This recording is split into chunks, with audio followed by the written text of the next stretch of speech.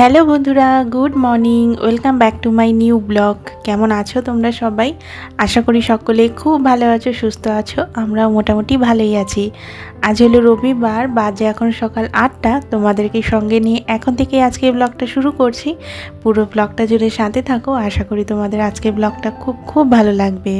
আজকে একটু তাড়াতাড়ি ঘুম থেকে উঠে পড়েছি, 8টা বাজে। কিন্তু অন্যান্য রবিবারগুলো এত তাড়াতাড়িও ঘুম থেকে ওঠা হয় না, আর একটু ঘুমাই। সারা সপ্তাহ তো এক বাঁধা ধরা রুটিনেই আর কি দিনটা চলে, কিন্তু রবিবারের দিনটা একটু রুটিনের বাইরে গিয়ে কাটাতে বেশ ভালোই লাগে। তো আজকে একটু তাড়াতাড়ি উঠে পড়েছি, তার কারণ রয়েছে রান্নাবান্নাটা একটু তাড়াতাড়ি আজকে কমপ্লিট করতে হবে। সেই কারণটাও তোমরা একটু পরে দেখতে পারবে, মানে ব্লগের মিডিল পার্টে তোমরা বুঝতে পারবে যে রান্নাবান্না তাড়াতাড়ি করার কারণটা কি। তো যা প্রতিদিনের কাজ থাকে, সে ছুটির দিন হোক বা উইকডেজ, গৃহিণীর বাঁধা ধরা রুটিন তো একইভাবে চলতে থাকে। সে তাড়াতাড়ি ঘুম থেকে উঠি কি একটু দেরি করে উঠি। তো ঘুম থেকে উঠে আজকে আর ফ্রেশ হইনি, একবারে বিছানা টিছানা গুছিয়ে বাসি ঘর ঠর ঝাড় দিয়ে তারপরে ফ্রেশ হব। তো ঘুম থেকে উঠেই আর কি ভিডিওটা স্টার্ট করে দিয়েছি। এখন তো তোমাদের সাথে আর কি রেগুলার ভিডিও শেয়ার করা হয়ে উঠছে না, তো সেই জন্য না অনেকটা গ্যাপ করে করে আর কি ভিডিওগুলো তোমাদের কাছে পৌঁছচ্ছে। তো সেই জন্য মানে ঠিকঠাক করে না, মানে ভিডিওর আমি যে এন্থুটা সেটাও পাচ্ছি না, বেশ কিছুদিন হয়ে গেল। তো যাই হোক, আবার সব কিছু ওভারকাম করে মন দিয়ে কাজে ফিরতে হবে। তো চেষ্টা তো চালিয়ে যাচ্ছি খুব তাড়াতাড়ি যাতে ভালো করে আবার আগের মতো করে তোমাদের সাথে কন্টেন্ট শেয়ার করতে পারি। বাট ওই মাঝে মধ্যে আর কি বিভিন্ন রকম সমস্যায় জর্জরিত হয়ে পড়ছি, আর মানে চেয়েও অনেক কিছু আমাদের হাতে তো থাকে না। তো সেইটাই আর কি বিভিন্ন রকম সমস্যার কারণে আমিও আর কি করে উঠতে পারছি না। এই ভিডিও বানানোটা এবং এডিটিং, ভয়েস ওভার সমস্তটা মিলিয়ে অনেকটা সময় লাগে। দেখতে ভীষণ ভালো লাগে, একটা স্ক্রিপ্টেড সব কিছু একটা ভিডিওর মধ্যে দিয়ে সুন্দর করে তুলে ধরা হয়, তো দেখতে ভীষণ ভালো লাগে। কিন্তু এর পিছনে ব্যাকগ্রাউন্ডে যা যা চলতে থাকে সব কিছুকে নিয়েই তো আমাদের ভিডিও বানাতে হয়। যারা আমরা ভিডিও বানাই তারাই জানি যে সংসারের সমস্ত দায় দায়িত্ব সময় মতো কমপ্লিট করে এই ভিডিওর কাজগুলো আমাদেরকে করতে হয়। তার সাথে সাথে আমার ঘরে তো একটা অসুস্থ মানুষ রয়েছে, তোমরা জানোই। তো সেই মানুষটার সমস্ত কিছু দেখভালের দায়িত্ব আমার ওপর। তো তার সমস্ত কিছু টাইম টু টাইম মেনটেন করে আমাকে ভিডিওটা করতে হয়। তো আমি ভিডিওটা যখন যেরকম সময় সুযোগ পাই সেইভাবেই ভিডিওটা বানিয়ে রাখি, তারপরে একটু হাতে টাইম নিয়ে এডিটিং, ভয়েস ওভারটা করি। তো সেই জন্যই আর কি একটু টাইমের মানে গন্ডগোলটা হচ্ছে। মানে 1 মাস হতে চললো ঠিকঠাক টাইম মতো রেগুলারলি তোমাদের সাথে ভিডিও শেয়ার করতে পারছি না, বা সুন্দর সুন্দর কন্টেন্টও তোমাদের জন্য নিয়ে আসতে পারছি না। তার জন্য নিজেরও ভীষণ খারাপ লাগে। আর অনেক কষ্টের চ্যানেল, তো এই চ্যানেলটা তৈরি করার পিছনে অনেকটা হার্ডওয়ার্ক আছে আমার। তো সেই সব দিনগুলোর কথা যখন মনে করি তখন মনে হয় কি যে না, আমাকে আবার ওভারকাম করে আবার সুন্দর সুন্দর কন্টেন্ট তোমাদের সামনে প্রেজেন্ট করতে হবে। তাই জন্য শত কষ্ট হলেও সপ্তাহে একটা করে ভিডিও আমি অন্তত আপলোড করার চেষ্টা করেছি, যেখানে সপ্তাহে আমার 4টে ভিডিও যেত। কিন্তু এই 1 মাস ধরে সপ্তাহে একটা করে ভিডিও তোমাদের সাথে শেয়ার করেছি। তো চেষ্টা করছি যত তাড়াতাড়ি সম্ভব আগের মতো করে আমি তোমাদের সাথে ভিডিও শেয়ার করার। দেখি কত দূর কী করে উঠতে পারি। একটু চাপ বেশি পড়ে যাবে আমার, এটা আমি জানি, কিন্তু একটু চাপ না নিলে পরে নিজের কাজটাকে আর কি প্রায়োরিটি দিতে পারবো না। সংসারের দায় দায়িত্বের সাথে সাথে এটাও আমার একটা দায়িত্ব। তোমরা অনেকেই আমাকে ভালোবাসো, অনেকেই আমার ভিডিওর জন্য অপেক্ষা করো, পার্সোনালি মেসেজ করে বলো কেন ভিডিও দিচ্ছি না। তো এটাই আমার কাছে বড় প্রাপ্তি। তো সেই জায়গা দাঁড়িয়ে আমি যদি তোমাদের জন্য একটু খাটনি না করি, একটু কষ্ট না করি, নিজেরও ভীষণ খারাপ লাগে। তার সাথে সাথে আমার চ্যানেলেরও তো রিচ ডাউন ভীষণ পরিমাণে হয়ে গেছে, সেটা তো আমি নিজেও বুঝতে পারছি। তবে এটুকুনি বিশ্বাস আছে তোমরা রয়েছো, তোমাদের ভালোবাসার সাথে আবারও আমি ওভারকাম করে উঠতে পারবো, আবারও সেই পুরনো জায়গায় আমি ফিরে আসতে পারবো। শুধু তোমরা পাশে থেকো তবেই হবে। তো মাঝে মধ্যেই তোমাদের সাথে এই কথাগুলো শেয়ার করি। কি বলো তো, মানে এগুলো তো সবাইকেই সব কিছু বলা পসিবল হয়ে ওঠে না। তোমাদেরকে যেহেতু পরিবারের একটা অংশ মনে করি, তাই তোমাদের সাথে এই সব কথাগুলো শেয়ার করে মনের অনেকটা না বলা কথা বলে হালকা হওয়ার চেষ্টা করি। আমার মনের কথাগুলো আশা করি তোমরা বুঝতে পেরেছো। তো যাই হোক, অনেক কথা বলে ফেললাম আজকে ভিডিওর শুরুতেই। তো যাই হোক, চলো ব্লগের টপিকে ফেরা যাক। এখন দেখো আমি ফ্রেশ হয়ে নিয়েছি, ঘরটা ঝাড় দিলাম, দেখতেই পেলে বিছানা গুছিয়ে। তারপরে ফ্রেশ হয়ে ঘরে জানলা দরজাগুলো খুলে কিচেন কাউন্টার টপ ক্লিন করে চা বসিয়ে এখন কয়েকটা শাড়ি না ছাদে মেলতে এসেছি। এই পরের সপ্তাহ থেকেই তো, মানে এটা তো গত রোববারের ভিডিও, তো প্রথম সোমবারের আগের দিনের ভিডিও এটা। তো সেই জন্য আমি সোমবারে যেহেতু পুজো করব, তার সাথে সাথে না আমার কয়েকটা জায়গায় একটু পুজো দেওয়ারও রয়েছে। তো সেই জন্য আজকে ওয়েদারটা দেখলাম একটু পরিষ্কার, মানে বৃষ্টি নেই সকাল থেকে, আর আকাশ মেঘলা থাকলেও বৃষ্টি হবে বলে মনে হচ্ছে না। তো সেই জন্য ভাবলাম কয়েকটা শাড়ি ধুয়ে দিই।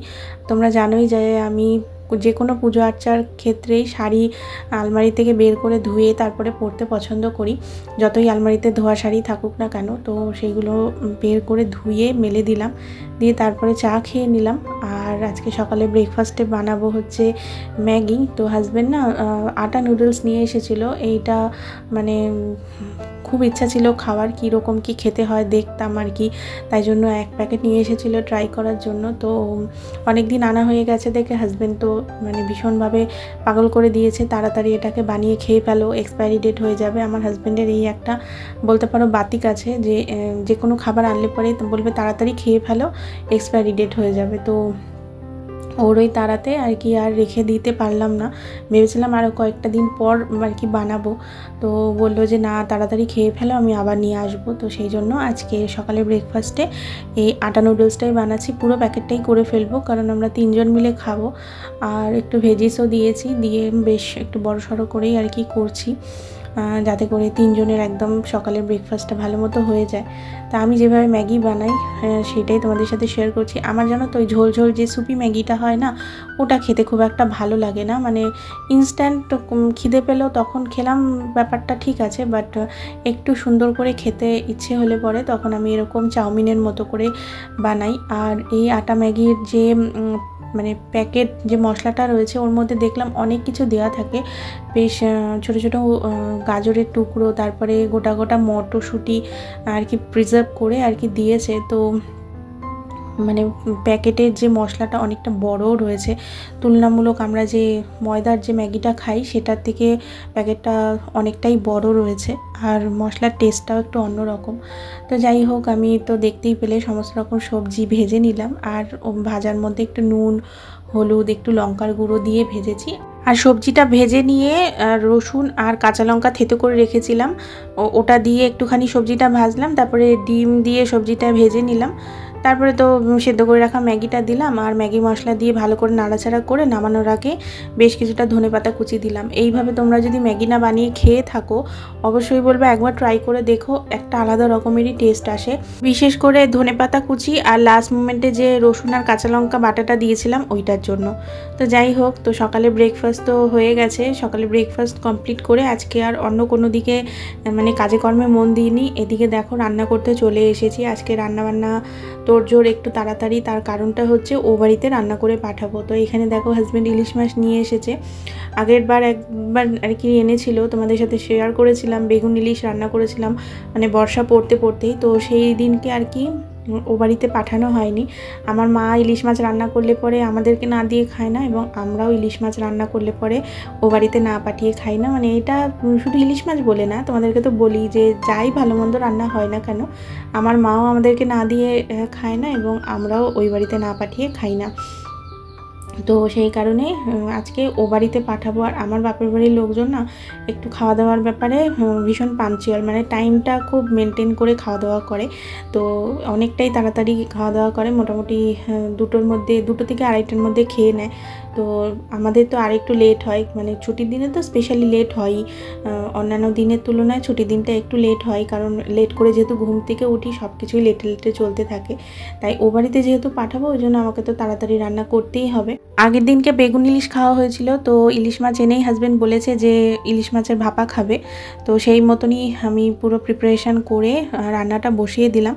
আর আলাদা করে বললাম না কিভাবে কি করেছি, স্টেপ বাই স্টেপ দেখিয়ে দিলাম, তোমরা তো দেখে বুঝতেই পেরেছো কিভাবে কি আর কি করেছি। তো গ্যাসটা সিম করে দিয়ে ভাপাটা ওইদিকে হতে দিয়ে এদিকে আমি চিকেনটা ম্যারিনেট করে নিলাম। সিম্পল দই দিয়ে ম্যারিনেট করেছি, আর এখানে সাইড বাই সাইড না আলুটা ভাজতে বসিয়ে দিলাম। আর ভাপাটা দিয়ে দুপুরে খাওয়া হবে, আর চিকেন কষা দিয়ে রাতে রুটি খাওয়া হবে, সেই জন্য একদম অল্প করেই চিকেন এনেছে, আর একদম সিম্পল হালকা করে আর কি চিকেনের কষা করব, ঝোল করব না আজকে, কষা কষা করে একটু চিকেন করব, আর রাত্রিবেলা যাতে রুটি দিয়ে হয়ে যায়। তো এদিকে দেখো আলুটা ভাজতে বসিয়ে দিয়ে এখানে আমার ভাপাটাও অলমোস্ট হয়ে এসেছে, তো এক পিঠ হয়ে গেছে, তো আবার মানে উল্টো পিঠ করে দিলাম। আর আজকে না মায়ের মতো করে বানানোর চেষ্টা করছি, মানে এক একটা মানুষের রান্নার প্রসেস এক এক রকম এবং টেস্টও কিন্তু এক এক রকম হয়। তো আমার মায়ের হাতের ইলিশ ভাপাটা ভীষণ সুন্দর হয়, তো আজকে মাকে ফোন করে জিজ্ঞাসা করেছি কিভাবে তুমি বানাও, যতই দেখি না কেন তবুও রান্না করার আগে একটুখানি জেনে নিলাম। তো একদম মা যেভাবে যেভাবে বলেছে ঠিক ওইভাবেই করেছি। আর আমার মায়ের রান্না মানে একটু তেল বেশি করে দিতে হবে, তো যে কোনো রান্নাতেই আমার মা একটু তেলটা বেশি দিয়ে রান্না করতে বেশি পছন্দ করে, আমার মার মতে আর কি। তেল বেশি দিয়ে রান্না না করলে নাকি রান্নার টেস্ট আসে না। তো যাই হোক, তো আজকে একটু তেলটা বেশি দিয়ে, মানে যতটুকু আমার পক্ষে পসিবল হয়েছে বেশি তেল দেওয়া, এটাও আমার মার কাছে কম। আমার মা হলে আরেকটু তেল বেশি দিয়ে রান্না করতো, মানে কি বলবো, দিল খুলে তেল দেয় আমার মা রান্নাতে। তো যাই হোক, তোমাদের সাথে কোনো একদিন আমার মার হাতের ইলিশ ভাপা শেয়ার করব, তখন তোমরা বুঝতে পারবে। তা আমার এখানে যতটুকু পসিবল হলো, না দিলে নয় তেল, ততটুকু দিয়েই আমি করেছি। তো ওদিকে আমার ইলিশ ভাপা হয়ে গেছে, নামিয়ে নিয়েছি, আর এদিকে হাজব্যান্ডকে বেড়ে পাঠিয়ে দিয়েছি, কারণ ওয়েদারের তো কোনো ঠিক ঠিকানা নেই, কখন আবার বৃষ্টি চলে আসবে, তো মাদের খাওয়ার টাইমও হয়ে যাবে, তাই জন্য হাজব্যান্ডকে আর কি পাঠিয়ে দিলাম তাড়াতাড়ি করে রান্নাটা করে। আর তোমাদের সাথে সেগুলো আর কিছু শেয়ার করতে পারিনি, তো বেরিয়ে গেছে। এদিকে আমার চিকেনের মশলাটা আর কি নিচ দিয়ে লেগে যাচ্ছিল, যদি আরও ভিডিও করতে যেতাম আরও দেরি হয়ে যেত এবং মশলাটা পুড়ে যাওয়ার সম্ভাবনা ছিল আর কি। আর তোমাদের সাথে তো আগের দিনের ভিডিওতে শেয়ার করেছি যে আমার ট্রাইপডটা ভীষণ গড়বড় করছে, তোমরা ভিডিও দেখতে দেখতে অনেক সময় খেয়াল করবে ক্যামেরাটা একটুখানি কেঁপে উঠলো, তখনই বুঝবে যে আর কি একটু হাইট করে আর কি ভিডিওটা শ্যুট করছি, তো ওটা ধপ করে নিচে নেমে যায় আর কি। তো তখনই ওইভাবে ফোনটা মানে আর কি কেঁপে ওঠে। তো কলকাতায় হাজব্যান্ড যেতেও পারছে না বৃষ্টি বৃষ্টি করে, আর কলকাতায় টিভিতে যা দেখাচ্ছে যা জল জমেছে, তো সেই জন্য আর কি যাওয়াও হয়ে উঠছে না, আর আমার একটা ট্রাইপড আনাও হচ্ছে না। তো হাজব্যান্ডের কলকাতায় যাওয়ার খুব দরকার এর মধ্যে, তো বলছে যখন কলকাতায় যাবই তাহলে আর অনলাইন থেকে অর্ডার করব না। আমার যে পুরনো ট্রাইপডটা সেটা অনলাইন থেকেই কেনা হয়েছিল, কিন্তু এবার হাজব্যান্ড বলছে যে কলকাতা থেকেই এনে দেবে। তো দেখা যাক কবে একটু বৃষ্টিটা কমে এবং কলকাতার জল নামে, বিভিন্ন জায়গায় ভীষণ জল দেখা যায়, মানে আর কি খবরে দেখাচ্ছে, বিভিন্ন রিলসেও দেখছি, তো সেই জন্য আর কি ওকে পাঠাতেও আমি মানে সাহস পাচ্ছি না। তো একটু ওয়েদারটা স্বাভাবিক হলে পরে গিয়ে একটা ট্রাইপড এনে দেবে বলেছে আমাকে। তো যাই হোক, তোমাদের সাথে গল্প করতে করতে এদিকে দেখো আমার অনেক কিছুই রান্না এগিয়ে গেল। তো এখানে আমার চিকেনটা প্রায় হয়ে গেছে, ভাতও সাইড বাই সাইড বসিয়ে দিয়েছিলাম, আর ফ্রাইং প্যানে যেটা করলাম সেটা হচ্ছে ইলিশ মাছের তেল ভাজা।